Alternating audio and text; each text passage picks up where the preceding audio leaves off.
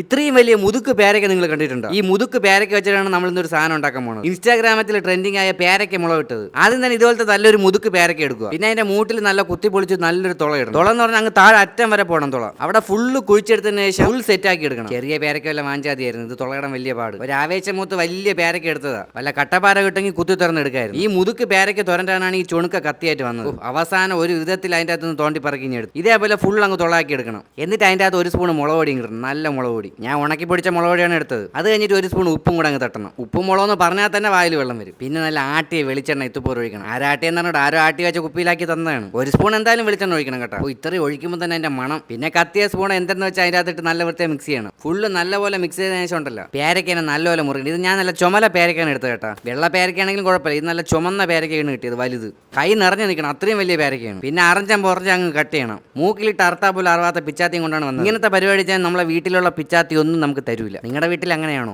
എന്താണെങ്കിലും നമുക്ക് വെട്ടിക്കൂട്ടാം. ഇത് കണ്ട് വായിൽ ഇപ്പൊ തന്നെ വെള്ളം വന്നവരെല്ലാം താഴെ കമന്റ് അടിച്ചോ. നിങ്ങളെ കാണിച്ചില്ലെന്നാണോ? ഞാൻ 2 തവണ ആ മസാല തൊട്ട് നക്കിയായിരുന്നു. അവസാനം അത് പിളർന്നിഞ്ഞെടുത്ത്.